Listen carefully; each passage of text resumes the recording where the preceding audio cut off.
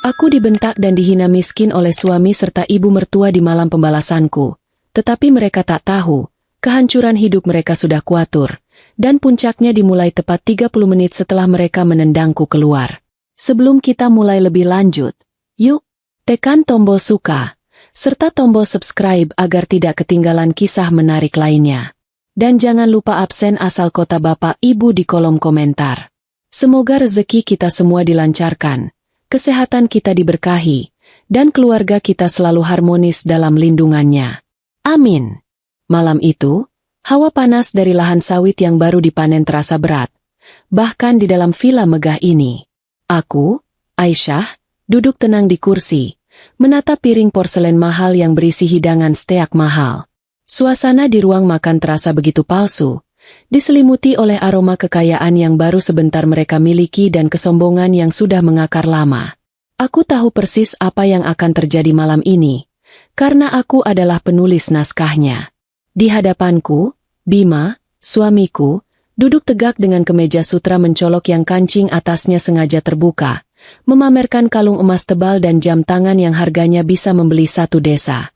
Di sampingnya, Nyonya Maya, ibu mertuaku, duduk seperti ratu dari dongeng murahan, bergelimang gelang emas yang berderet hingga siku. Mereka berdua memancarkan aura puas, licik, dan jijik saat menatap penampilanku. Kontras sekali dengan gaun sederhana dan jilbabku yang kalem. Aku sengaja memilih penampilan ini, karena kesederhanaan adalah pilihan, sementara bagi mereka, kemewahan adalah kebutuhan untuk menutupi kekosongan. Tawa Bima memecah keheningan yang dingin. Aisyah, kenapa kamu diam saja? Masakan ini tidak enak, ya? Aku mengangkat bahu sedikit, mengaduk-aduk sup yang bahkan belum kusentuh. Terlalu berminyak. Bima, sepertinya Koki lupa apa itu. Cukup. Nyonya Maya mendengus keras. Tentu saja dia tidak berselera. Makanan mewah seperti ini mungkin membuat perutnya mual. Dia lebih pantas makan nasi aking di kampungnya sana. Mereka berdua terkekeh. Tawa yang terdengar sumbang dan penuh racun. Aku hanya menarik napas perlahan. Menelan hinaan ini sudah menjadi rutinitas 5 tahun terakhir. 5 tahun aku memainkan peran istri lugu, pendiam, dan, beruntung, dinikahi oleh Bima, pengusaha logistik yang sedang naik daun. Mereka tidak tahu. Aku bukan bodoh. Aku hanya bersabar, menunggu waktu yang tepat. Ayahku, sebelum meninggal, selalu berpesan agar aku mencari cinta sejati, bukan cinta pada hartaku. Ujilah hati seorang pria dengan kesederhanaanmu. Nak, harta bisa memikat yang tamak, tapi hanya ketulusan yang bisa bertahan, ujarnya kala itu. Aku telah menguji Bima dengan seluruh kesederhanaan dan kasih sayang yang bisa kuberikan. Malam ini, aku akan mengumumkan hasil ujiannya. Bima gagal total. Bima meletakkan garpunya dengan suara denting keras. Wajahnya yang tebal kini mulai menunjukkan ketidaksabaran. Ia ingin aku merengek, memohon, atau setidaknya terlihat hancur. Ia ingin melihat kehancuranku sebelum ia menghancurkanku sepenuhnya. Baiklah, karena kamu tidak mengerti bahasa halus, kata Bima, suaranya pelan tapi mematikan. Kita bicara langsung ke intinya. Mulai hari ini, aku tidak akan lagi memberimu uang. Semua hartamu, semua aset bodohmu yang kamu banggakan itu, sudah kuambil alih. Nyonya Maya langsung menimpali dengan antusias. Matanya berbinar melihat kehancuranku yang ia impikan. Benar, Bima sudah memindahtangankan sertifikat kapal kecil itu tadi pagi. Kapal tua yang kamu banggakan itu sekarang atas nama Bima. Kamu miskin. Tak punya apa-apa lagi. Kapal kecil. Aku hampir tertawa terbahak-bahak mendengar kebodohan mereka. Kapal itu adalah umpan yang kuberikan 3 bulan lalu. Aset peninggalan ibuku yang sengaja kubiarkan terlihat sederhana di matanya. Mereka berpikir kapal itu adalah aset satu-satunya yang kumiliki. Mereka percaya, karena mereka hanya melihat apa yang ingin mereka lihat. Wanita desa dengan satu aset kecil yang bisa mereka rampas. Bima menyandarkan tubuhnya, tersenyum lebar. Aku sudah muak dengan wajah polosmu. Aisyah, muak menjadi suami dari wanita yang tidak selevel denganku. Sekarang, kamu boleh menangis. menangis sepuasnya, dan bersujud di kaki ibuku. Mungkin setelah itu, aku akan memberimu uang untuk ongkos pulang ke kampungmu. Nyonya Maya bertepuk tangan. Ide bagus, Bima. Cium kakiku dan minta maaf karena sudah menumpang hidup enak selama ini. Katakan bahwa kamu hanya sampah tak berguna. Aku hanya menatap lurus, melewati kepala Bima, kejam dinding antik yang tergantung di sana. Jarum panjangnya perlahan bergerak. Pukul 19.59. 1 menit lagi. Aku tidak menangis, tidak pula marah. Aku hanya merasa jijik pada diriku sendiri karena pernah mencintai pria serakah ini. Aku membiarkan keheningan itu menggantung lama, sengaja membiarkan mereka mabuk dalam arogansi mereka.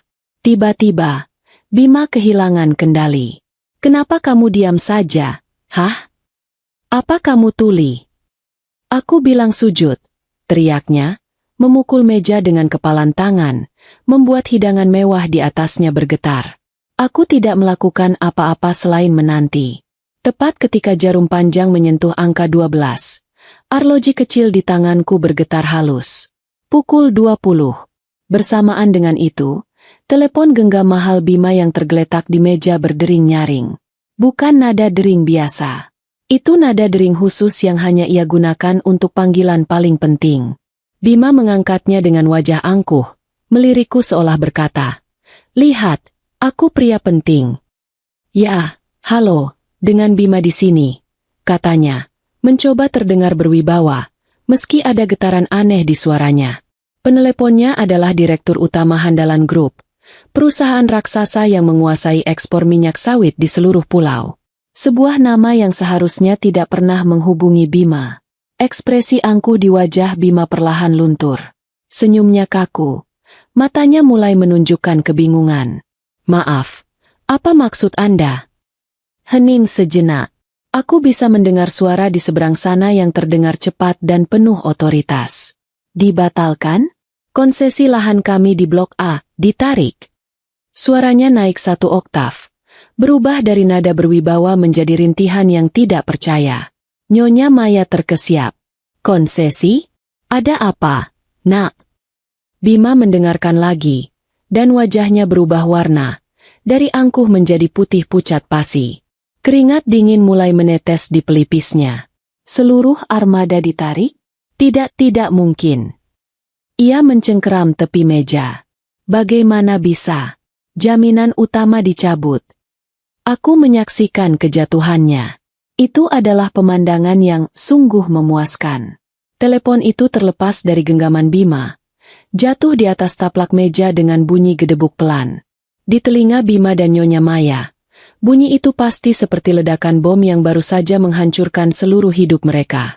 "Apa yang kamu lakukan?" desis Bima. Suaranya serak karena ketakutan yang murni. Matanya menatapku, bukan lagi tatapan penghinaan, melainkan tatapan teror. Pria angkuh itu kini hanya seonggok daging yang gemetar. Aku dengan tenang mengambil serbet di pangkuanku, melipatnya rapi, dan meletakkannya di samping piringku yang masih penuh. Aku akhirnya berbicara. Suaraku terdengar jelas dan mantap di ruangan yang tiba-tiba sunyi. Aku tidak melakukan apa-apa, Bima. Jangan bohong. Pembekuan aset, konsesi dicabut, panggilan itu. "Ini pasti perbuatanmu," teriaknya. Wajahnya memerah. Nyonya Maya, yang mulai mengerti arah pembicaraan, berdiri dari kursinya dengan wajah histeris. "Perempuan sialan. Kamu pakai sihir, ya? Kamu guna-guna anakku." Aku tersenyum tipis. Bukan senyum sinis, tapi senyum lelah. "Tenang, Bu Maya. Tidak ada sihir di sini. Hanya ada kebenaran yang datang tepat waktu." Aku berdiri, posturku tegak, memancarkan aura kekuatan yang sebelumnya aku sembunyikan. Tiba-tiba, aku tidak lagi terlihat seperti istri yang teraniaya, melainkan seseorang yang memegang kendali penuh. "Kamu benar," kataku, menatap langsung ke mata Bima yang ketakutan. "Aku memang melakukan sesuatu. Aku hanya membuat 1 panggilan telepon. Tepatnya 46 menit yang lalu. Panggilan ke pengacaraku." Bima dan Nyonya Maya tertawa sumbang, Tawa yang terdengar histeris dan kosong. Pengacara? Pengacara gembel mana yang kamu mampu bayar?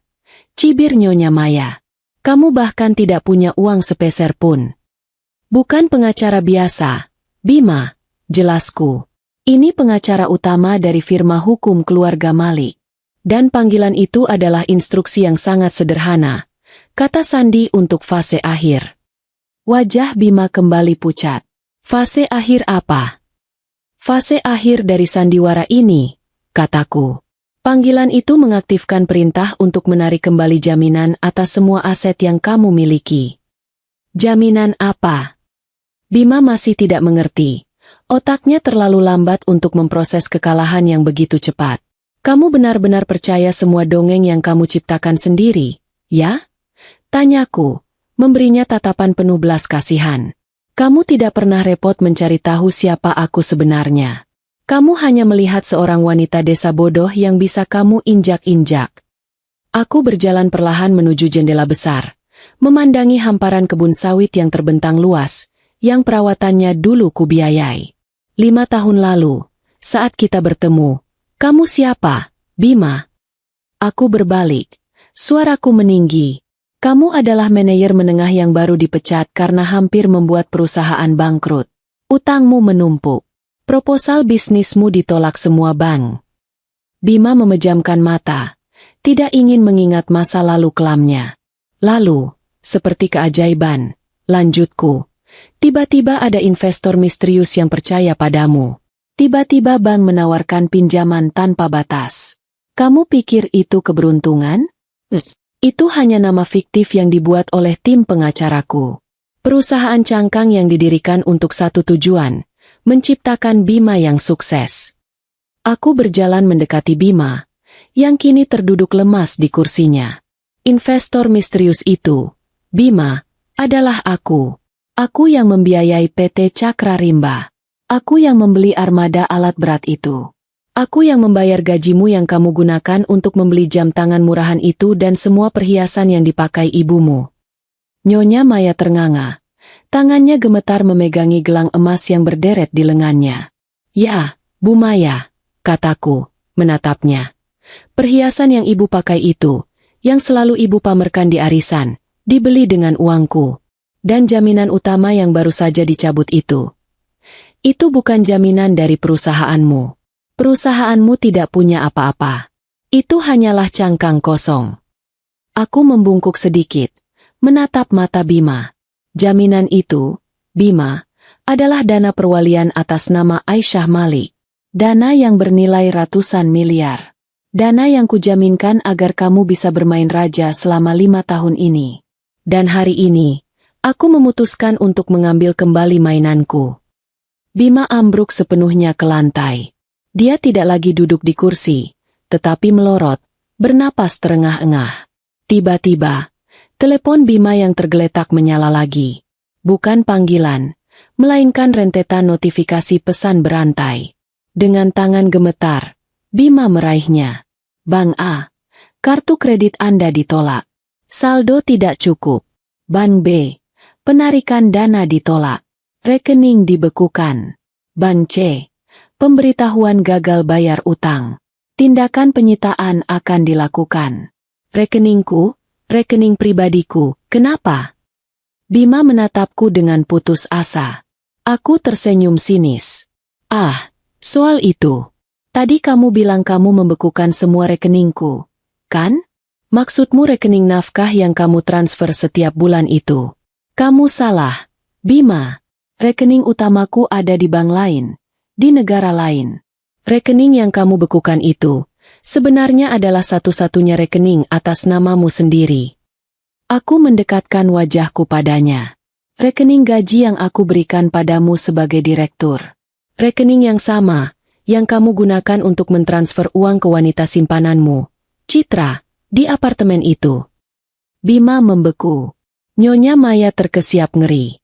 Rekening itu sudah dibekukan, Bima. Kataku dengan suara sedingin es. Bukan olehku, tapi karena datamu sudah ditandai merah oleh pihak bank. Kamu baru saja masuk daftar hitam perbankan. Kamu gagal bayar utang di mana-mana. Kamu tidak hanya kehilangan perusahaan. Kamu tidak hanya kehilangan villa ini. Kamu, Bima, secara pribadi, sekarang bangkrut total. Selamat, kataku, mundur selangkah. Sekarang kamu benar-benar miskin. Persis seperti yang kamu katakan padaku 30 menit yang lalu. Bima hanya merintih. Suara pelan seperti binatang yang terluka. Nyonya Maya, setelah beberapa detik terdiam, bereaksi dengan amarah yang histeris. Penipu! Kamu iblis berhijab. Kamu menjebak anakku. Teriaknya, menerjang maju. Menipu? Ulangku. Suaraku tetap tenang. Siapa yang menipu siapa? Bu Maya? 5,5 tahun yang lalu, aku bertemu Bima saat aku sedang mengurus proyek amal yayasan keluargaku. Aku sengaja menyamar sebagai relawan biasa. Aku muak dengan pria yang mendekatiku hanya karena nama Malik di belakangku. Aku menatap Nyonya Maya. Saat Bima membawaku ke rumah kontrakan kecil ibu dulu, ibu memandangku dari atas ke bawah. Cuma begini, pakai jilbab kampung, yakin bisa mengimbangi Bima. Itu kata-kata ibu, Bu. Aku menelan hinaan itu. Aku bahkan menciptakan malaikat investor untuk menyelamatkan Bima dari kebangkrutan dan mencegahnya bunuh diri. Aku ingin memberinya harga diri. Aku membiarkannya terlihat seperti putra berbakti yang sukses. Dan ibu akan tertawa, lalu melirikku yang sedang menyajikan minuman, dan berkata, sayangnya dia menikah dengan perempuan tak berguna ini, cuma numpang hidup enak. Aku tertawa, tawa kering tanpa humor. Numpang hidup? Kalian berdua yang numpang hidup padaku, Bu Maya. Kebenaran itu menggantung di udara. Rumah yang kalian pijak, perhiasan yang kalian kenakan, semua berasal dari wanita yang kalian sebut sampah. Ting tong, bel pintu berbunyi. Tepat waktu, pengacaraku datang. Nyonya Maya menjerit. Tidak, aku tidak akan pergi. Ini rumah anakku. Coba periksa sertifikat rumah ini, Bu Maya. Kataku, bukan atas nama Bima. Atas namaku, Aisyah Malik. Pengacara masuk. Sesuai dokumen hukum, Nyonya dan Tuan Bima diberi waktu 1 jam untuk mengemasi barang-barang pribadi Anda. Hanya pakaian. Ia melirik arloji platinumnya. Dimulai sekarang. Nyonya Maya menerjangku. Namun aku tidak gentar. Aku mengeluarkan ponselku. Bu Maya, apakah menghina saya, menyebut saya sampah di depan Bima sendiri, itu sebuah candaan. Aku memutar rekaman suara Nyonya Maya yang melengking. Biarkan saja sampah sepertinya memang pantas diperlakukan seperti itu. Seharusnya dari dulu kamu usir dia. Bima, dia hanya beban di keluarga kita. Memalukan. Lihat saja penampilannya. Seperti gembel berhijab. Rekaman itu berakhir. Nyonya Maya membeku.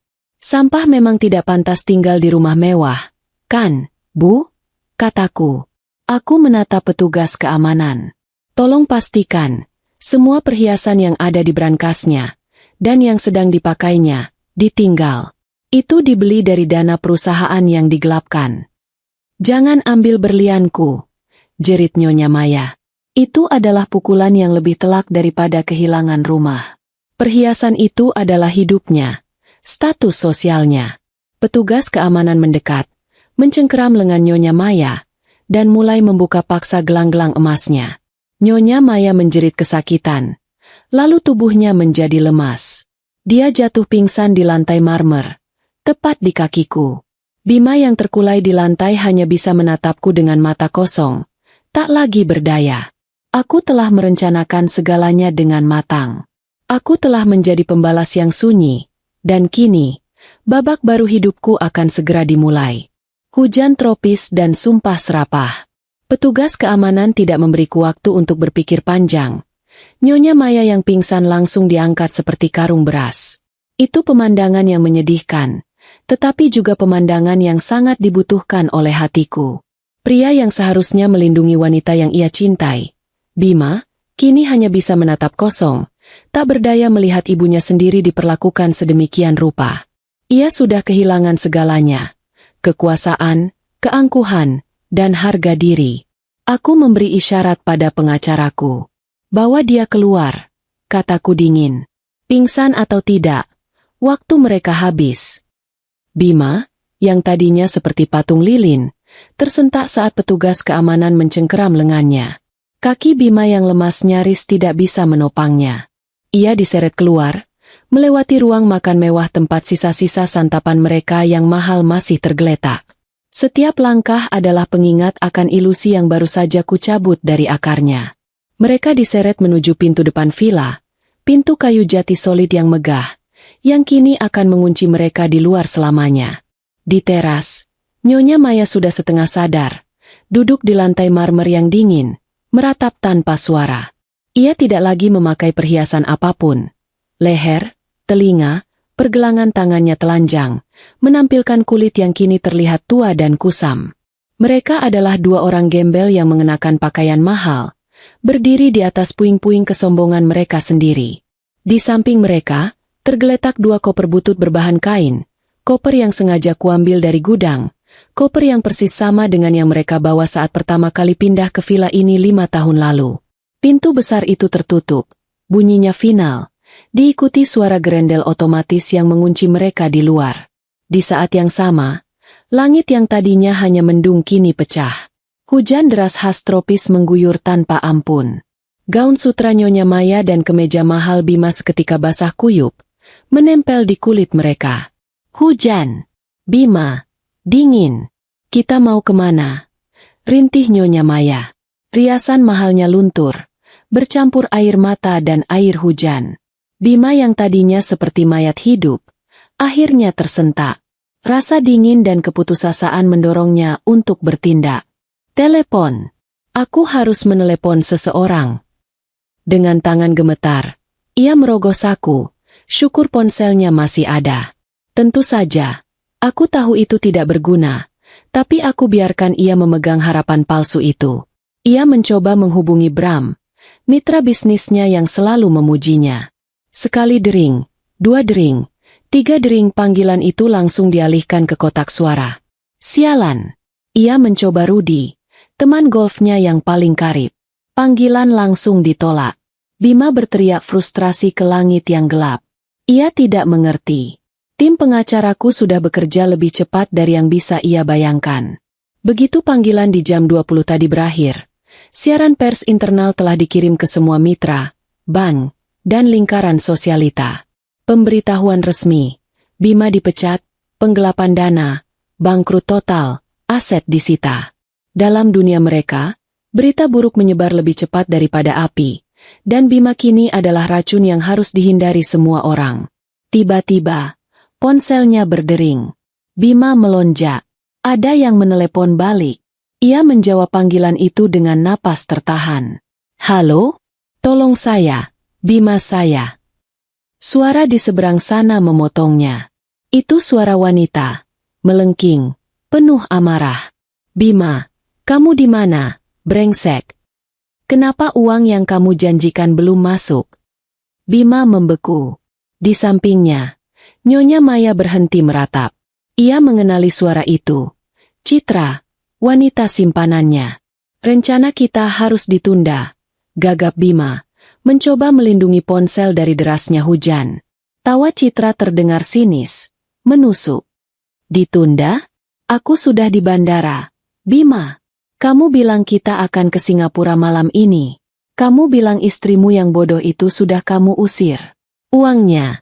Bima, kenapa uangnya belum masuk rekeningku? Ini adalah mimpi buruk di dalam mimpi buruk. Bima ditelanjangi di hadapan ibunya sendiri oleh wanita yang ia jadikan alasan pengkhianatannya. Tidak, aku tidak bohong. Rekeningnya ada masalah teknis. Aku bisa membukanya lagi. Bima memohon. Masalah teknis, katamu. Suara Citra berubah dingin, mematikan. Istrimu yang bodoh itu, seperti yang selalu kamu sebut, dia mengirimiku semuanya. Surel dari firma hukumnya. Bukti transfer uang curian dari perusahaanmu. Bukti kalau kamu cuma parasit yang hidup dari uangnya. Kamu menjadikan aku penadah. Brengsek. Aku telah memastikan Bima tidak punya tempat untuk lari. Aku tidak hanya menghancurkannya. Aku meracuni satu-satunya sumur yang ia siapkan untuk melarikan diri. Aku mau sama kamu karena uangmu, Bima. Aku mau menahan semua bualanmu karena kamu menjanjikanku kehidupan mewah. Kamu bukan hanya penipu, kata Citra. Suaranya kini pelan dan menghina. Kamu pecundang. Pecundang terbesar yang pernah aku temui. Jangan pernah hubungi aku lagi. Dasar gembel. Klik. Panggilan itu terputus. Bima menatap layar ponselnya yang kini gelap. Kosong. Harapan terakhirnya padam. Di sampingnya, Nyonya Maya berdiri. Tubuhnya gemetar bukan hanya karena dingin, tetapi karena amarah yang luar biasa. Ia telah mendengar semuanya. Kabur ke Singapura. Uang untuk wanita lain. Itu rencanamu? Desis Nyonya Maya. Suaranya serak. Bukan hanya mengusir Aisyah, tapi kamu juga mau meninggalkan ibumu. Hentikan, Bu. Bima mendorong ibunya. Lebih karena kaget daripada niat. Nyonya Maya terpeleset di aspal basah dan jatuh terduduk. Tetapi segera bangkit lagi. Anak tidak tahu diuntung, teriaknya. Kamu korbankan ibumu sendiri demi pelacur itu. Ini semua salah ibu. Bima akhirnya meledak. Semua frustrasi, semua rasa malu, semua kebenciannya kini punya sasaran. Ibu yang selalu bilang aku pantas dapat yang lebih baik. Ibu yang mengajariku jadi sombong. Ibu yang membuatku jadi seperti ini. Beraninya kamu menyalahkan ibu. Nyonya Maya menjerit. Kamu yang serakah. Kamu yang berselingkuh. Mereka bertengkar hebat di sana, di pinggir jalan perkebunan, di luar gerbang villa mewah yang bukan lagi milik mereka. Dua manusia yang beberapa jam lalu merasa seperti raja dan ratu, kini saling memaki seperti anjing jalanan, di bawah hujan deras yang mengguyur tanpa ampun. Aliansi mereka telah hancur. Mereka tidak hanya kehilangan harta, mereka kehilangan satu sama lain. Beberapa minggu berlalu. Waktu tidak menyembuhkan luka mereka, melainkan menggaraminya. Dengan sisa-sisa uang pinjaman dari sepupu jauh di kampung, Bima berhasil menyewa sebuah tempat. Itu adalah neraka. Bukan lagi villa mewah dengan pilar tinggi. Ini adalah sebuah bedeng kontrakan petak di gang sempit yang becek di pinggiran kota perkebunan. Ukurannya kecil, dindingnya triplek tipis penuh noda, jendelanya kecil di dekat langit-langit yang nyaris tidak memberi cahaya. Tempat itu selalu terasa pengap dan berbau apek. Mandi harus mengantre di luar, di bilik kecil kotor yang digunakan bersama. Nyonya Maya, sang nyonya besar yang tidak pernah mencuci piring seumur hidupnya, kini tinggal di sarang tikus. Dia hanya bisa duduk di kasur kapuk tipis yang mereka beli, mengipasi dirinya dengan sepotong kardus bekas dan mengeluh tanpa henti. Panas, Bima. Panas sekali. Ibu tidak tahan baunya busuk. Kapan kita pindah dari sini? Diam, Bu. Bentak Bima. Kita tidak punya uang. Ini semua salahmu. Salah ibu.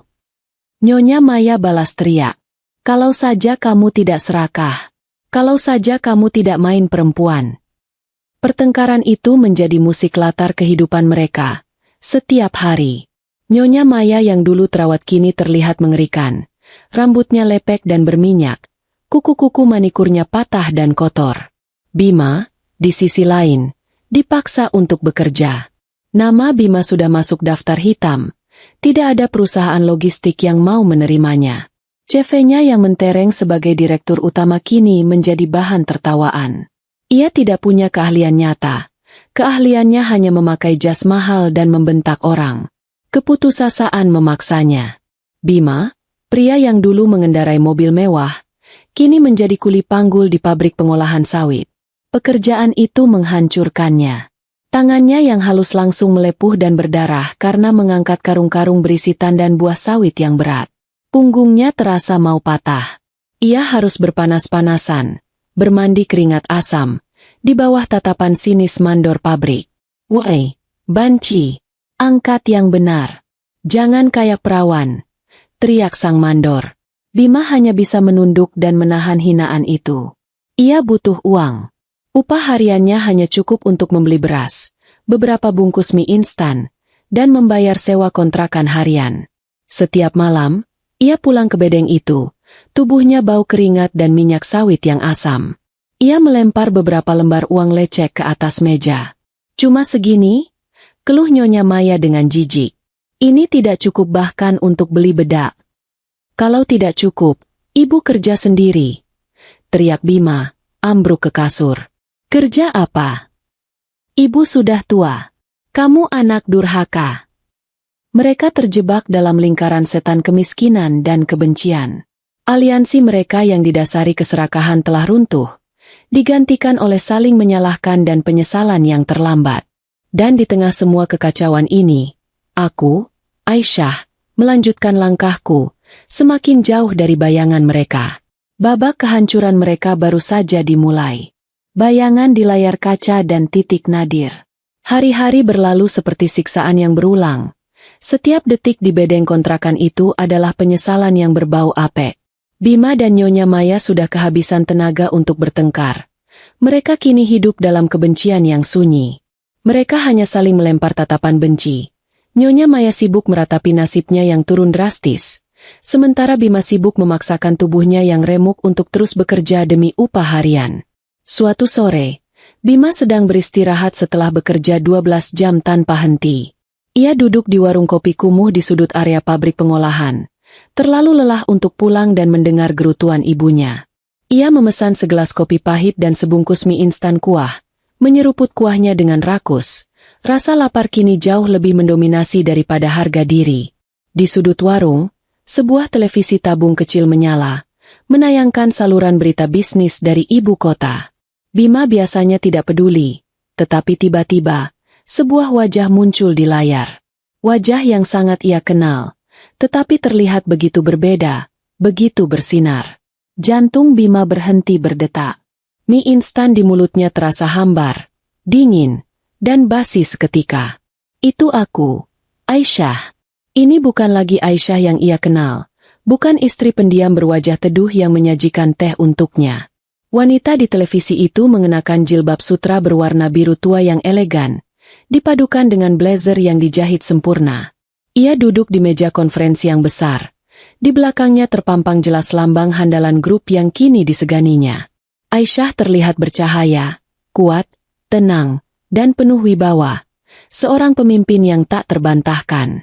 Seorang reporter bertanya padanya, "Nyonya Aisyah, ini langkah yang luar biasa. Hanya dalam beberapa minggu setelah Anda mengambil alih perusahaan dan melakukan restrukturisasi, harga saham melonjak 30%. Apa rahasianya?" Aisyah tersenyum tipis, senyum yang sama yang ia berikan pada Bima malam itu, tetapi kini penuh percaya diri. "Bukan rahasia," jawab Aisyah. Suaranya jernih dan berwibawa. "Kami hanya membersihkan parasit yang selama ini menggerogoti perusahaan. Kami memotong manajemen lama yang tidak kompeten dan korup, dan menggantinya dengan profesional yang jujur. Perusahaan ini sekarang kembali ke akarnya, fokus pada integritas dan kinerja, bukan pada kemewahan palsu dan pamer." Bima menatap layar, ternganga. Sendok minyak jatuh dari tangannya, menimbulkan bunyi klang di mangkuk seng.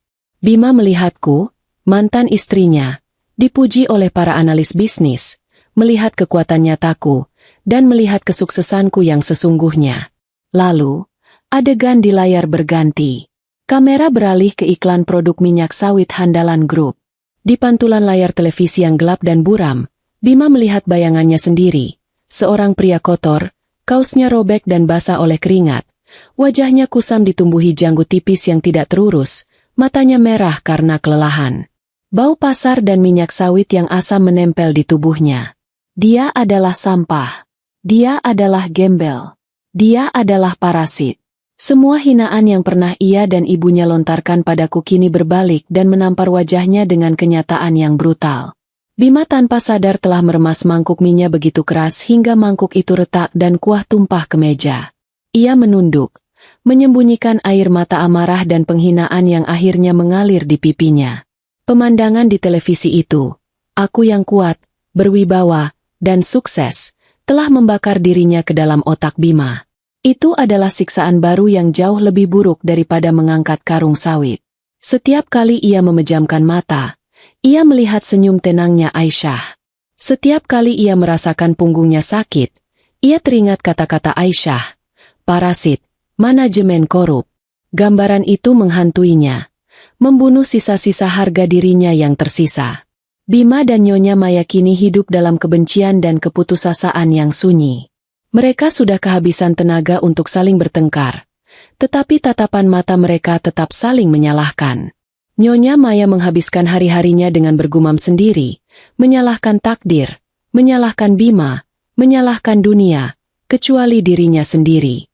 Sementara Bima menghabiskan hari-harinya bekerja seperti budak, tubuhnya hancur, harga dirinya lumat. Hingga suatu malam, keputusasaan itu mencapai puncaknya. Bima tidak tahan lagi. Ia tidak tahan lagi dengan bau pasar yang menempel di kulitnya. Ia tidak tahan lagi tidur di kasur kapuk yang berbau apek. Ia tidak tahan lagi melihat bayangan suksesku di kepalanya. Hanya ada satu jalan keluar, dan itu bukan melarikan diri, tetapi menghadapi. Kita harus menemuinya, kata Bima suatu malam. Suaranya serak nyaris tak terdengar di antara suara jangkrik dan pertengkaran tetangga. Nyonya Maya, yang sedang mengipasi dirinya dengan kardus, berhenti. Menemui siapa? Setan itu. Aisyah, kata Bima, kita harus minta maaf. Nyonya Maya tertawa, tawa kering yang menyakitkan. Minta maaf? Setelah semua ini, kamu pikir dia akan memaafkan kita? Dia menikmati ini, Bima. Dia iblis. Kita tidak punya pilihan lain, bentak Bima, bangkit dari duduknya. Ruangan sempit itu terasa semakin menyesakkan. Lihat hidup kita, Bu. Lihat. Ini bukan hidup. Ini neraka. Aku lebih baik mati daripada hidup seperti ini. Matanya menatap ibunya dengan putus asa. Kita akan memohon. Kita akan bersujud. Kita akan mencium kakinya jika perlu. Kita akan lakukan apapun, asal dia mau memberi kita sedikit belas kasihan. Aku tidak minta kembali jadi kaya. Aku hanya tidak mau jadi gembel lagi. Nyonya Maya berubah. Kesombongannya telah lama luntur, digantikan oleh realitas hidup yang keras. Dia menatap tangannya yang kapalan dan kotor. Dia ingat perhiasan berliannya. Dia ingat pelayan-pelayannya. Dia ingat rasa steak yang empuk. Ia ingat hidup enak yang hilang. Benar, Bima, bisiknya. Apapun lebih baik daripada ini. Kita akan bersujud. Kita akan memohon. Keesokan paginya, mereka mengumpulkan sisa uang terakhir mereka. Uang itu bahkan nyaris tidak cukup untuk ongkos bus sekali jalan ke pusat kota. Mereka tidak mandi. Air bersih adalah kemewahan. Mereka hanya mencuci muka dan mengenakan pakaian terbaik mereka yang tersisa. Kaos kusam dan daster pudar yang berbau keringat. Mereka naik bus kota, berdesakan dengan buruh dan pedagang. Bau badan mereka sendiri menambah aroma tak sedap di dalam bus. Setelah 1 jam perjalanan yang menyesakkan, mereka tiba. Mereka berdiri di seberang jalan, menatap gedung pencakar langit yang menjulang gagah. Handalan Group. Tulisan itu berkilau di bawah sinar matahari pagi. Ini adalah dunia yang berbeda. Dunia yang dulu mereka injak, kini terasa begitu asing dan menakutkan. Mereka menyeberang jalan. Saat kaki mereka yang bersandal jepit menginjak pelataran marmer lobi yang berkilauan, semua mata tertuju pada mereka. Karyawan-karyawan berdasi dan berpenampilan necis menatap mereka dengan jijik. 2 petugas keamanan yang tegap dan berseragam rapi langsung mencegat mereka bahkan sebelum mereka mencapai pintu putar. Maaf, Pak, Bu, ada keperluan apa? Tanya salah satu petugas dengan nada tegas namun sopan. Matanya menilai penampilan mereka yang kumuh. Kami. Bima menelan ludah. Kami mau bertemu Nyonya Aisyah. Bilang saja ini Bima. Dia kenal kami. Kami keluarganya. Petugas itu tersenyum tipis. Senyum yang meremehkan. Nyonya Aisyah Malik tidak punya keluarga yang terlihat seperti Anda. Maaf. Anda tidak bisa masuk tanpa janji. Silakan pergi. Tidak, teriak Bima, didorong oleh keputusasaan. Ia mencoba menerobos maju. Aisyah. Nyonya Maya tiba-tiba menjerit sekuat tenaga. Suaranya yang melengking memantul di lobi yang besar itu. Aisyah, ini ibu. Nak, tolong kami. Lobi menjadi hening. Semua aktivitas terhenti. Semua orang menonton drama Bima dan Nyonya Maya. Mereka mencengkeram lengan Bima dan Nyonya Maya. Anda membuat keributan. Cepat keluar atau kami panggil polisi. Lepaskan aku. Aku bilang lepaskan. Bima meronta-ronta. Tidak peduli lagi. Ini kesempatan terakhirnya. Aisyah. Aisyah. Tolong. Nak. Tolong ibu. Raung Nyonya Maya. Keributan itu terdengar sampai ke ruang kontrol keamanan dan diteruskan ke ajudan pribadiku. Aku, Aisyah, saat itu sedang memimpin rapat dewan direksi di lantai 50. Ajudanku masuk dengan tenang, membisikkan sesuatu di telingaku sambil menunjukkan rekaman CCTV lobi di tabletnya. Aku melihat pemandangan itu. Bima yang meronta, Nyonya Maya yang meraung di lantai lobi. Wajahku tidak berubah, tetap tenang. Para direktur lain menatapku, bertanya-tanya. Aku menatap layar tablet itu sejenak, lalu berkata pelan kepada ajudanku. Bawa mereka ke ruang pertemuan kecil di lantai 45. Beri mereka minum. Suruh mereka tunggu. Ajudan itu mengangguk. Aku kembali menatap dewan direksi. Maafkan interupsi ini, bapak-bapak. Mari kita lanjutkan pembahasan mengenai ekspansi ke negara tetangga. Bima dan Nyonya Maya, yang sedang diseret keluar, tiba-tiba dihentikan. Mereka dibawa melewati lobi di bawah tatapan semua orang, menuju lift pribadi. Jantung mereka berdebar kencang. Apakah ini berhasil? Apakah Aisyah akan menolong kami? Mereka tidak tahu. Aku hanya sedang menyiapkan panggung terakhir untuk mereka. Mereka dibawa ke sebuah ruangan kecil tanpa jendela. Dindingnya kelabu. Hanya ada satu meja dan 3 kursi. Ruangan itu dingin. Seorang sekretaris masuk, meletakkan 2 botol air mineral di meja, lalu keluar tanpa berkata apa-apa. Pintu ditutup. Klek. Terkunci. Mereka menunggu. 1 jam. 2 jam. Mereka tidak berani menyentuh air itu. Mereka hanya duduk, gemetar, dalam keheningan yang menyesakkan. Drama belum selesai. Penonton utama belum datang. Mereka harus menunggu, merasakan dinginnya penyesalan dan keputusasaan. Sujud yang tak berharga dan cek terakhir. Keheningan di ruang tunggu kecil itu terasa seperti beban yang menghimpit, membuat Bima dan Nyonya Maya sesak napas. Mereka menunggu. Setiap detik terasa seperti jarum yang menusuk kulit mereka yang kotor. Mereka menahan diri untuk tidak minum air mineral yang diletakkan di meja.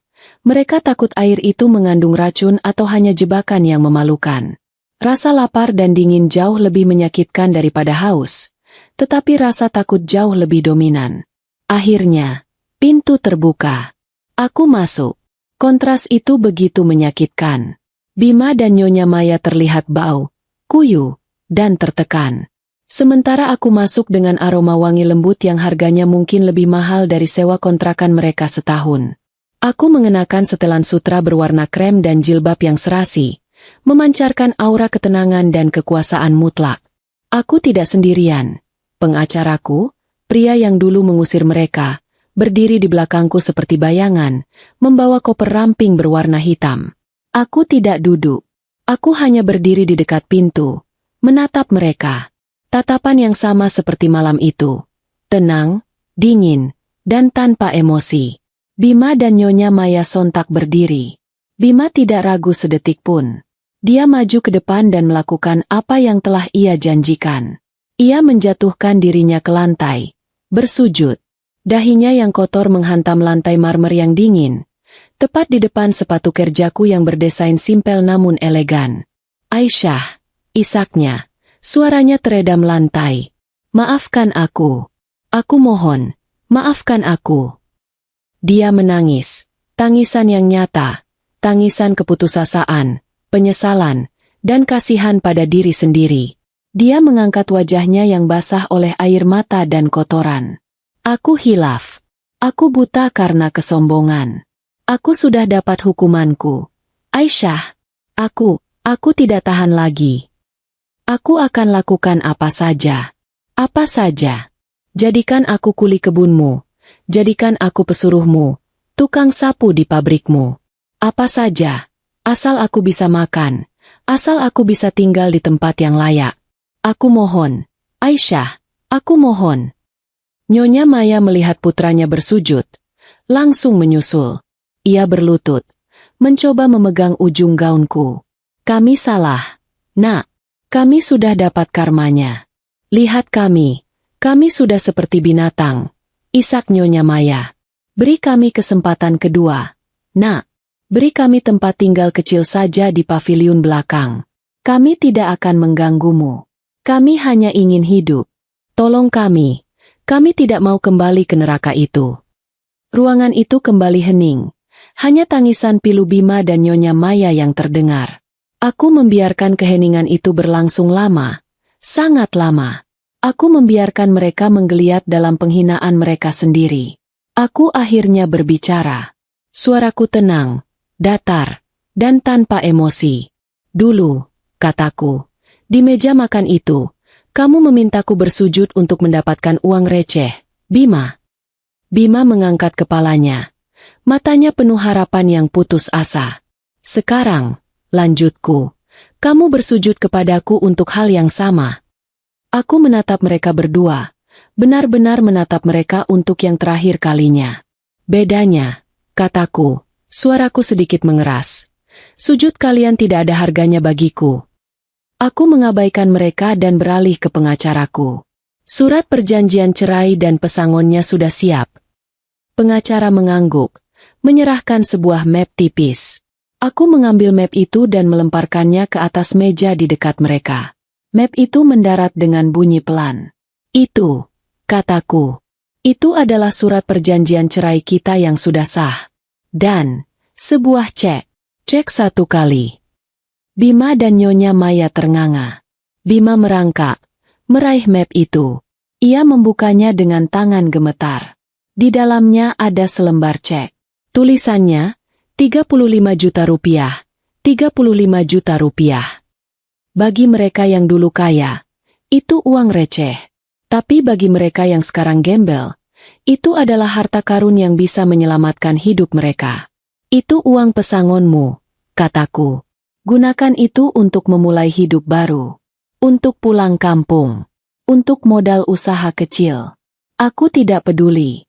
Itu adalah uang terakhir yang pernah kalian lihat dariku. Tapi kami.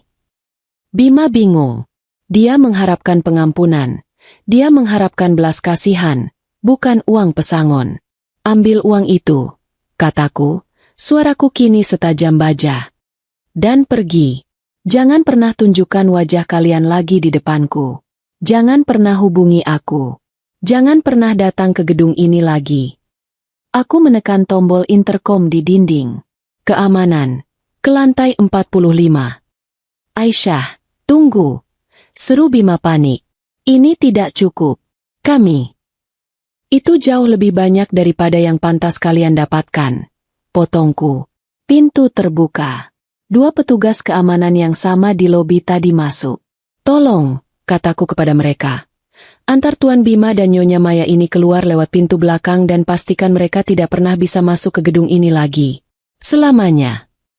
Tidak. Jangan. Teriak Bima saat petugas keamanan mencengkeram lengannya. Iblis. Kau iblis. Nyonya Maya kembali menjerit. Menyadari ini adalah akhir yang sesungguhnya. Ambil uangmu dan pergilah, kataku, membalikkan badanku. Aku tidak sudi melihat mereka lagi. Aku berjalan pelan menuju lift. Pengacaraku mengikutiku. Di dalam lift yang sunyi, pengacaraku bertanya, Anda yakin, Nyonya? 35 juta.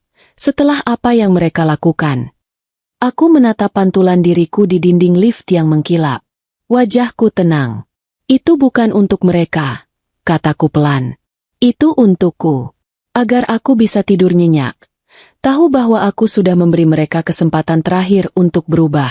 Apa yang mereka lakukan dengan uang itu urusan mereka dengan Tuhan. Lift berdenting terbuka di lantai 50.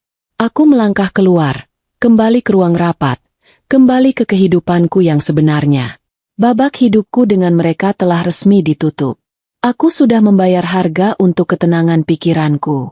Aku sudah menutup pintu masa lalu. Tiket pulang dan takdir yang terulang.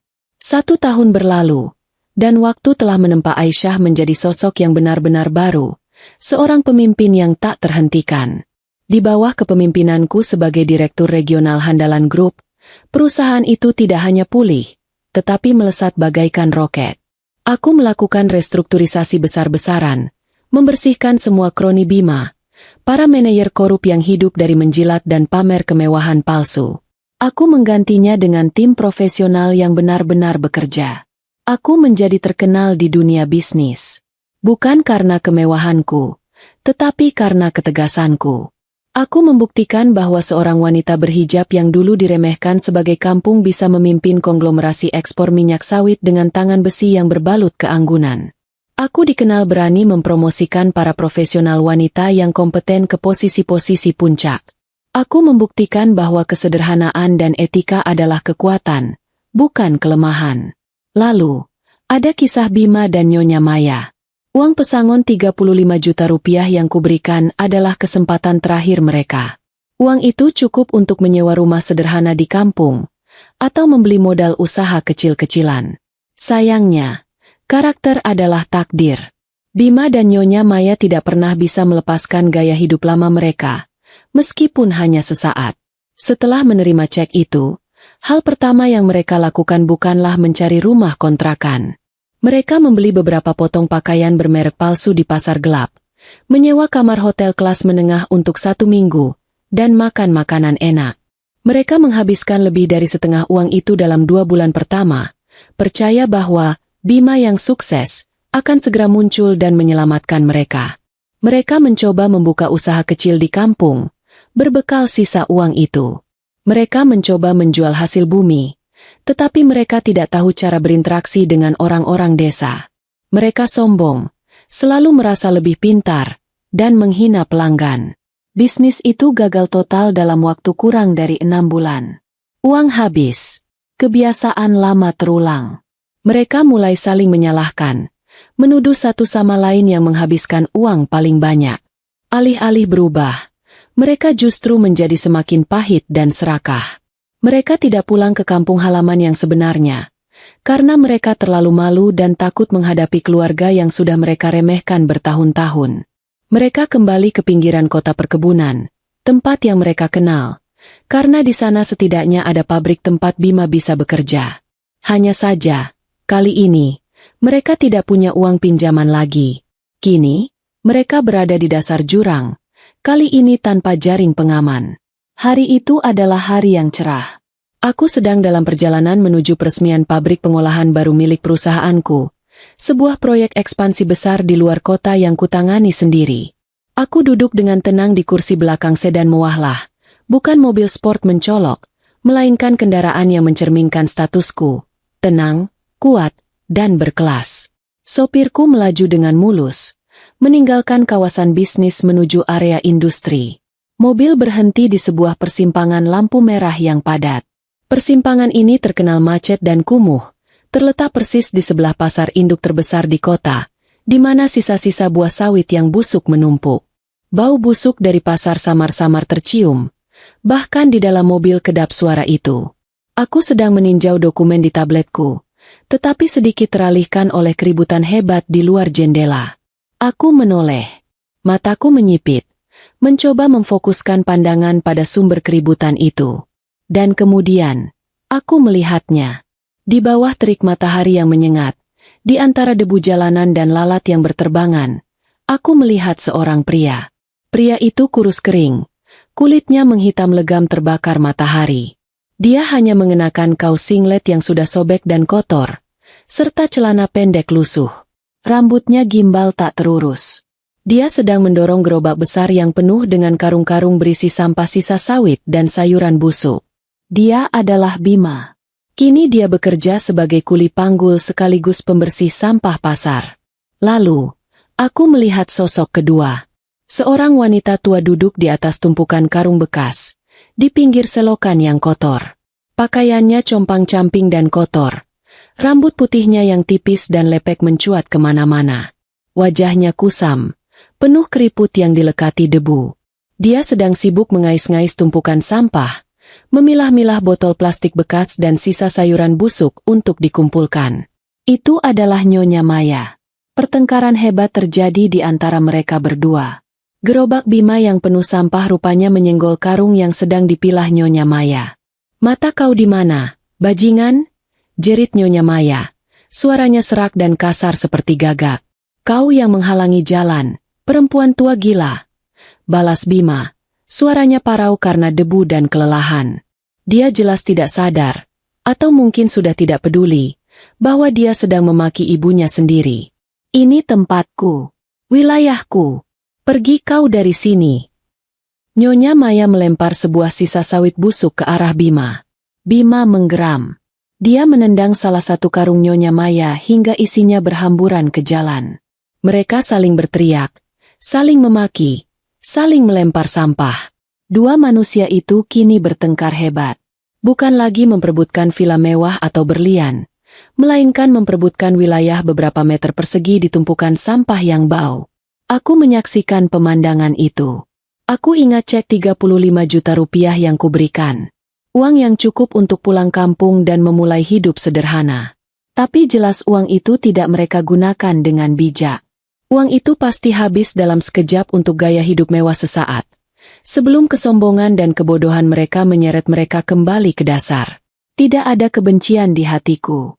Tidak ada kemarahan. Bahkan tidak ada rasa kasihan. Yang kurasakan hanyalah kelegaan yang dalam.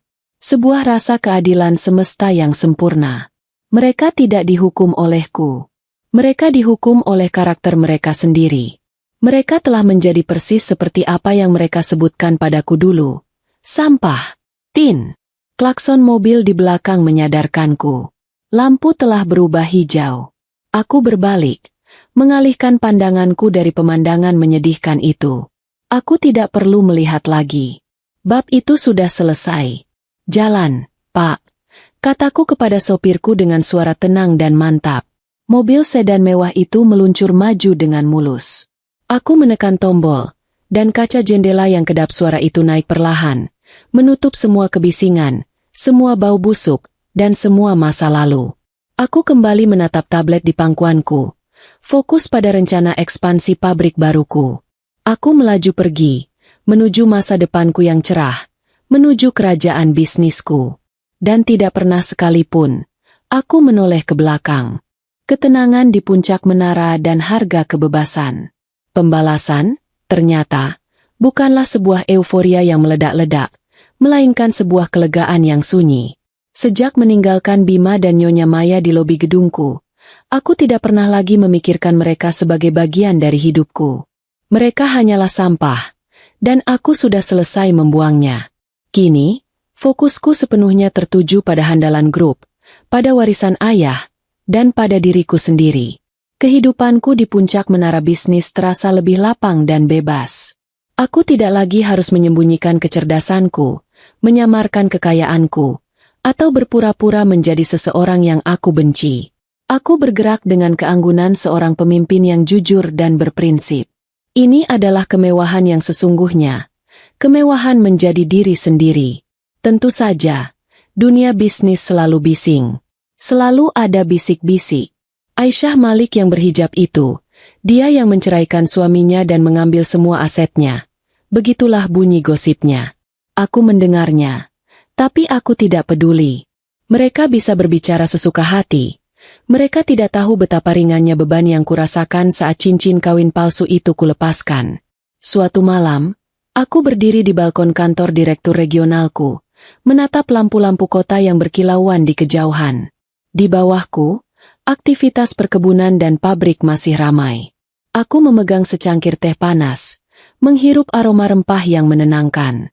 Pengacaraku, pria yang sama yang dulu mengawal pembalasanku, berdiri di sampingku. Dia kini menjadi kepala tim penasihatku, satu-satunya orang yang tahu seluruh sandiwara ini.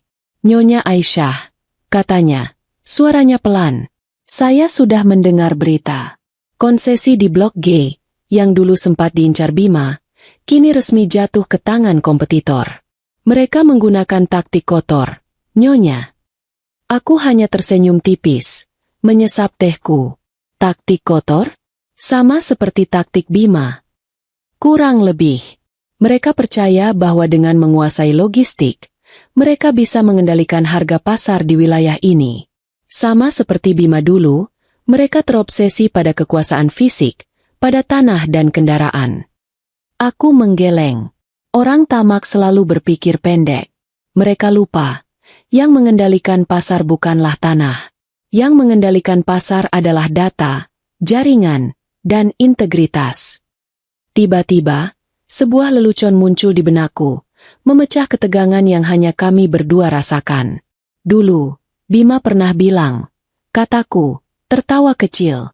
Dia bilang, seorang pengusaha sejati harus punya mobil sport yang sangat cepat, supaya kalau ada masalah, dia bisa kabur cepat-cepat. Pengacaraku terdiam sejenak, lalu ikut tertawa pelan. Itu adalah tawa lega, tawa yang meredakan semua kepahitan masa lalu. Tapi sekarang, lanjutku, aku punya jet pribadi. Bukan untuk kabur, tapi karena aku tidak perlu lagi bersembunyi. Dan untuk mengatasi masalah, aku tidak perlu kabur. Aku hanya perlu mengangkat telepon. Ketenangan ini, aku sadari, adalah hasil dari keputusan yang berani. Keputusan untuk melepaskan belenggu yang terbuat dari emas dan kesombongan. Aku tidak lagi mencari cinta dari seorang pria. Aku menemukan cintaku pada pekerjaan, pada diriku sendiri, dan pada warisan ayah. Aku melirik pengacaraku. Lupakan blog G, hubungi tim kita di ibu kota. Kita akan fokus pada jalur laut. Kita sudah punya kapal pengangkut yang memadai. Kita kuasai rantai pasok dari laut. Mereka akan tunduk sendiri. Kapal kecil itu? Tanyanya. Teringat pada umpan yang Bima kira adalah satu-satunya asetku.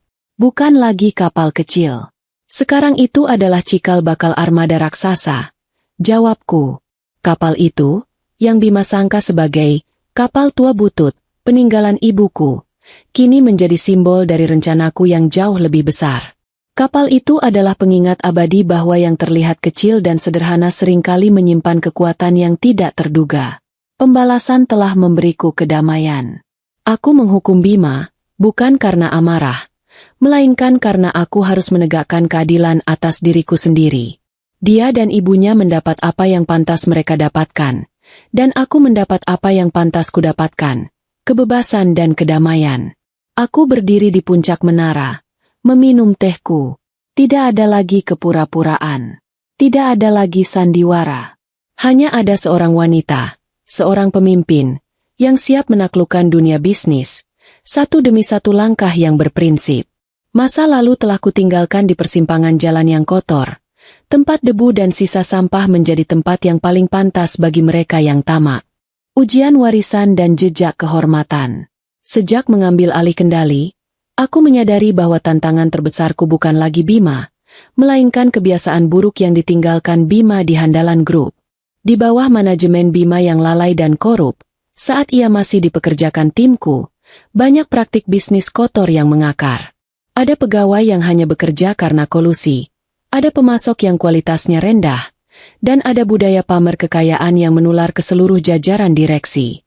Aku memutuskan untuk melakukan pembersihan total. Revolusi ini kuberi nama, kembali ke akar.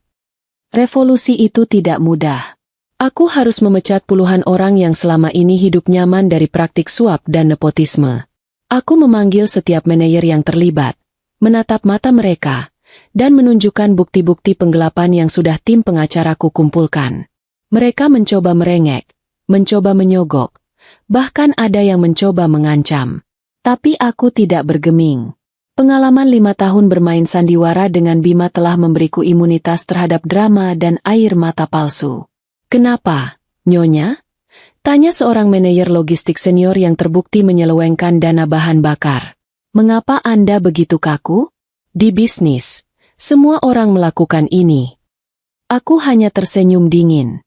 Semua orang mungkin melakukannya, tetapi Handalan Group tidak akan. Warisan ayahku dibangun di atas kehormatan, bukan kerakusan. Dan aku, kataku, tidak akan mengkhianati kehormatan itu hanya untuk sedikit keuntungan di kantong. Aku tidak hanya membersihkan orang lama, aku juga mengubah struktur perusahaan. Aku menghapus posisi-posisi mewah yang tidak penting, seperti kepala urusan pesta korporat, atau penasihat mode direksi. Jabatan-jabatan konyol yang dulu diciptakan Bima hanya untuk menggaji teman-temannya yang tidak becus. Dana yang tersisa dialihkan untuk pembangunan sekolah dan fasilitas kesehatan di sekitar area perkebunan. Aku tahu, ini adalah cara paling jujur untuk membalas kebaikan ayah dan membersihkan nama keluarga dari segala kotoran. Suatu siang, saat memeriksa laporan keuangan, aku menemukan anomali. Ada proyek besar yang disetujui Bima dulu, proyek pembangunan dermaga yang sangat mahal dan tidak efisien. Setelah ditelusuri, ternyata proyek itu ditujukan untuk keuntungan pribadi, dibiayai oleh pinjaman dengan bunga yang mencekik. Jika diteruskan, proyek itu akan menjadi beban besar bagi perusahaan. Aku memanggil tim teknik dan keuangan. Batalkan proyek dermaga itu. Kita ubah rencana. Fokuskan pada peningkatan kualitas sumber daya manusia dan permajaan alat berat. Dermaga itu hanya monumen kebodohan dan kesombongan. Tim teknik sempat ragu. Tapi Nyonya, Bima dulu bilang proyek ini adalah simbol status. Bahwa kita adalah yang terbesar. Aku menatap mereka dengan tatapan tajam. Simbol status yang dibangun di atas utang hanyalah monumen kehancuran. Kita tidak perlu pamer. Kita perlu bekerja dengan cerdas. Aku tertawa kecil, memecah kebekuan di ruang rapat yang serius itu. Kalian tahu, Bima pernah memaksaku membeli tas tangan yang sangat mahal. Tas yang katanya, simbol kesuksesan. Kataku, aku membelinya. Tapi aku menggunakannya untuk menampung sisa makanan kebun. Aku tidak peduli dengan simbol palsu. Dan sekarang, kita tidak perlu monumen dermaga mewah. Kita hanya perlu alat yang berfungsi dan hati yang jujur. Ruang rapat seketika terasa lebih santai. Para manajer muda mengangguk, memahami filosofi baruku. Filosofi ini, bahwa integritas lebih berharga daripada pamer, mulai menyebar. Handalan Group mulai dikenal sebagai perusahaan yang tidak bisa disuap. Para kompetitor yang dulu mengincar kami dengan taktik kotor mulai kesulitan. Mereka terbiasa berhadapan dengan pengusaha sombong yang mudah goyah karena uang dan janji palsu, bukan berhadapan dengan wanita yang tidak terintimidasi oleh uang mereka. Aku tidak lagi terobsesi pada kekayaan. Kekayaan sudah kumiliki sejak lahir. Aku kini terobsesi pada warisan dan kehormatan. Setiap langkah yang kuambil adalah janji pada ayahku, bahwa harta hanyalah pelayan yang baik, bukan tuan yang buruk. Dan untuk pertama kalinya sejak aku menikah dengan Bima, aku merasa hidupku kembali utuh dan lurus. Tidak ada lagi jalan rahasia, tidak ada lagi kebohongan, hanya ada jalur lurus menuju kejujuran dan keberhasilan sejati. Badai kompetisi dan kekuatan jaringan sunyi. Dalam dunia bisnis perkebunan, tidak ada yang namanya kedamaian abadi. Yang ada hanyalah jeda singkat sebelum badai berikutnya datang. Keputusan kerasku untuk membersihkan Handalan Group memang menuai pujian dari regulator, tetapi juga menimbulkan kebencian mendalam dari para pesaing lama, terutama mereka yang terbiasa beroperasi di balik tirai gelap kolusi. Mereka melihatku, Aisyah, sebagai gangguan, seorang pemimpin muda yang tidak takut melanggar aturan tak tertulis mereka. Pesaing utamaku, yang sempat memenangkan konsesi di Blok G, mulai melancarkan serangan. Mereka mencoba membanjiri pasar dengan minyak sawit murah, menekan harga di tingkat ekspor agar Handalan Group merugi.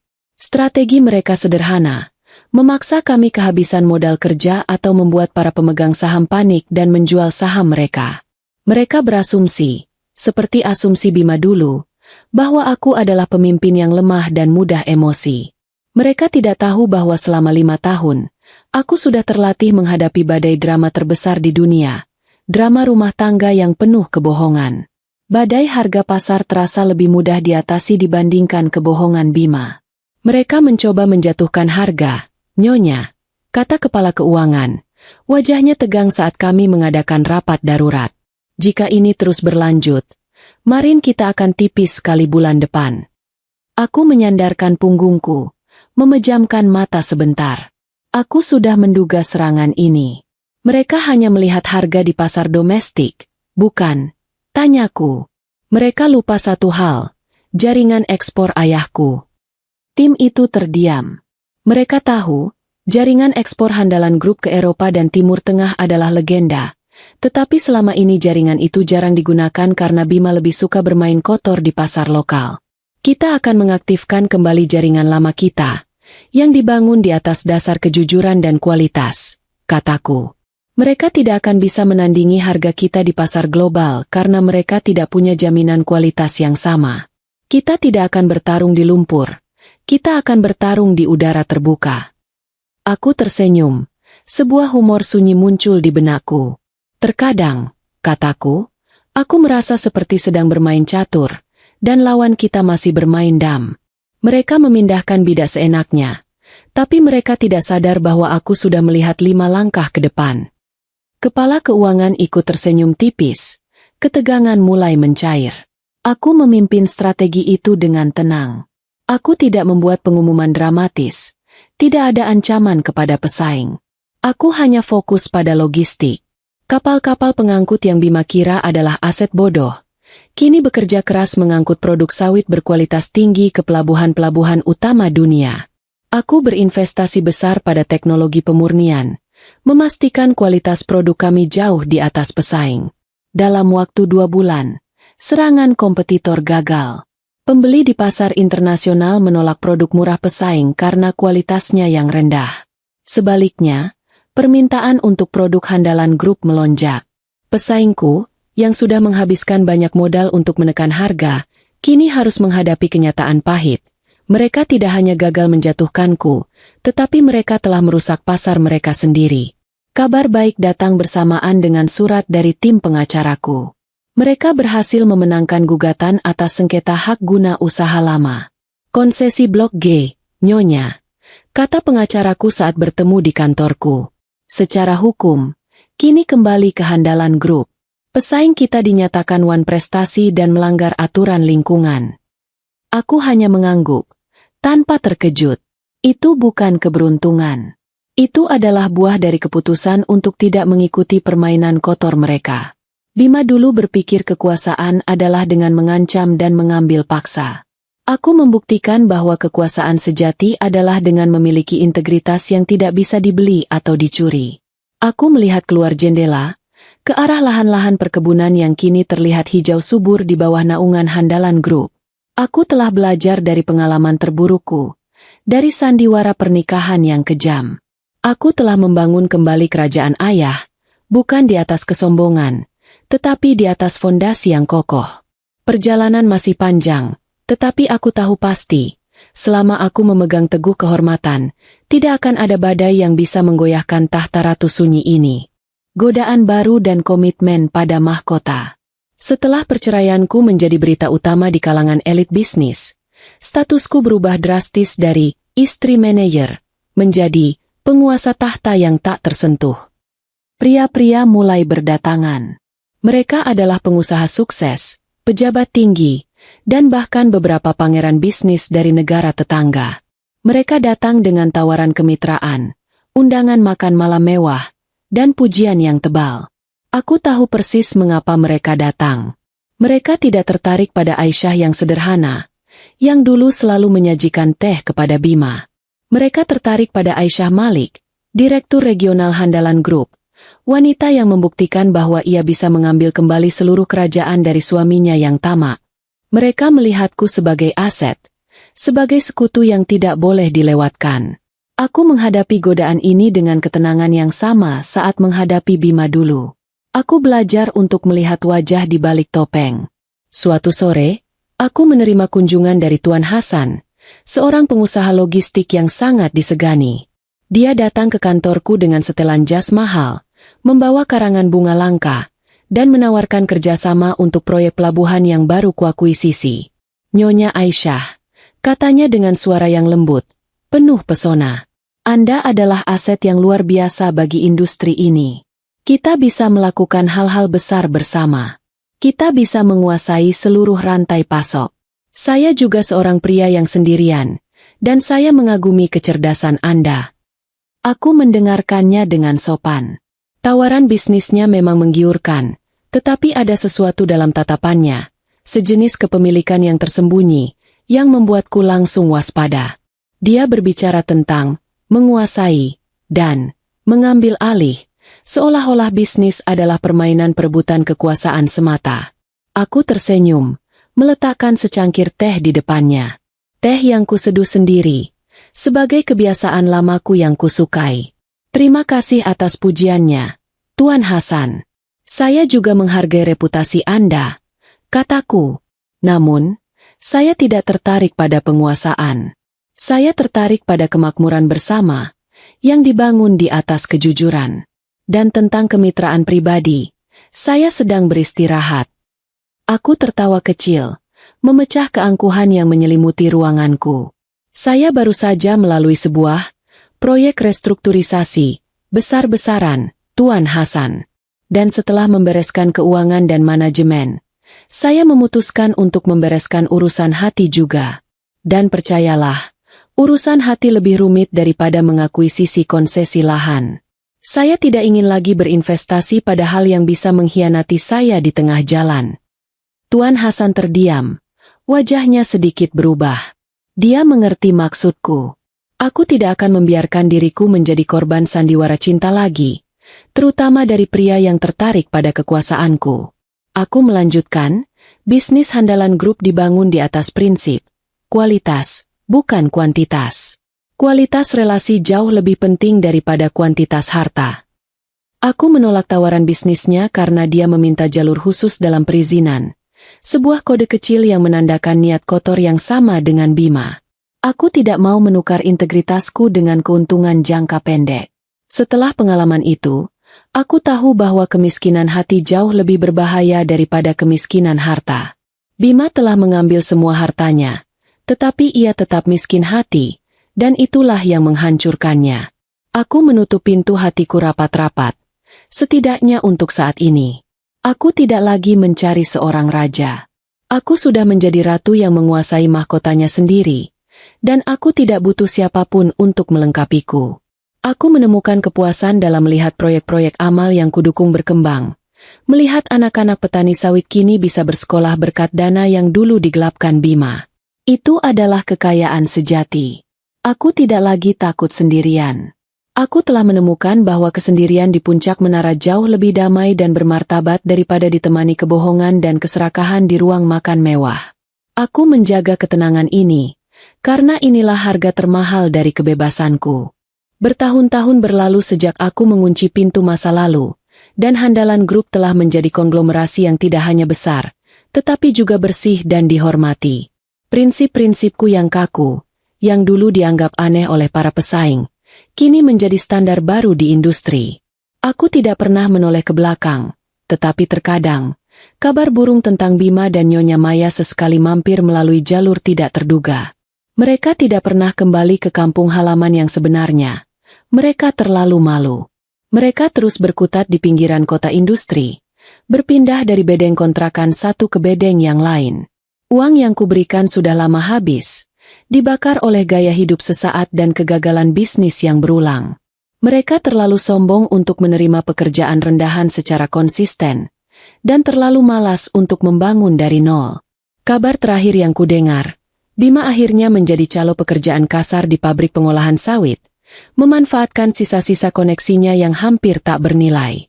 Nyonya Maya, dia masih mengais dan mengeluh, kini menjadi sosok tua yang pahit dan tak terurus, jauh dari citra Ratu Arisan yang dulu ia banggakan. Mereka masih saling menyalahkan, terjebak dalam lingkaran kebencian yang tidak berkesudahan. Aku tidak lagi merasa perlu untuk melacak mereka, tetapi alam semesta seolah memastikan aku tahu bahwa keadilan telah ditegakkan. Suatu pagi, mobilku melaju melewati area pelabuhan baru yang baru saja kuakuisisi. Aku sedang dalam perjalanan untuk meninjau fasilitas logistik yang kini sepenuhnya dikuasai Handalan Group. Jalanan itu padat dengan buruh dan kendaraan tua yang mengangkut barang. Mobilku berhenti sejenak di dekat sebuah warung kopi yang sangat kumuh. Warung itu menjual mie instan dan kopi seduh murah untuk para kuli. Aku melihat pemandangan itu, hanya sekelebat, tetapi cukup untuk mengukir kebenaran terakhir. Di sana, duduk di bangku panjang yang kotor, adalah seorang pria dengan kaos singlet lusuh, wajahnya kusam dan dipenuhi debu. Dia sedang makan mie instan dengan lahap, menunduk, menghindari kontak mata. Ia tampak kurus dan renta. Itu Bima. Di sudut yang sama, seorang wanita tua dengan rambut acak-acakan berteriak pada pemilik warung, menuduh porsinya kurang dan meminta tambahan. Nada suaranya penuh hak, meskipun ia kini tak punya apa-apa. Itu Nyonya Maya. Aku melihat Bima berusaha menenangkan ibunya, bukan karena cinta, tetapi karena ia takut diusir dari warung itu. Nyonya Maya menepis tangan Bima dan mulai memukul bahu Bima dengan kesal. Mereka bertengkar, lagi dan lagi, di tempat yang kumuh, di hadapan banyak orang yang mengabaikan mereka. Aku tidak membuka kaca mobil. Aku hanya menatap pantulan diriku di kaca gelap itu. Aku melihat seorang wanita berhijab elegan, tenang, dan berwibawa. Wanita yang telah menemukan kekuatan sejatinya, bukan dalam harta warisan, melainkan dalam kejujuran yang ia pertahankan. Keadilan bukanlah saat Bima dan Nyonya Maya masuk penjara. Keadilan adalah saat mereka dipaksa hidup dengan karakter asli mereka. Mereka tidak dihukum oleh hukum manusia, tetapi oleh takdir yang mereka ciptakan sendiri melalui keserakahan dan kesombongan. Aku mengambil napas panjang. Tidak ada lagi rasa pahit. Hanya ada rasa syukur. Syukur karena aku berani mengakhiri sandiwara itu. Aku memberi isyarat kepada sopirku. Jalan, Pak. Mobilku bergerak perlahan, meninggalkan warung kumuh itu dan dua sosok yang terjebak dalam siklus kehancuran mereka sendiri. Aku tidak lagi memikirkan mereka. Pikiranku kini terfokus pada rencana ekspansi ke negara tetangga, pada proyek-proyek yang akan membawa kemakmuran bagi ribuan orang. Aku menutup mata, menikmati kedamaian di dalam mobil mewahku. Aku telah menukar belenggu pernikahan palsu dengan mahkota kebebasan sejati. Dan di dunia yang penuh hiruk-pikuk ini, ketenangan batin adalah kekayaan yang tak ternilai harganya.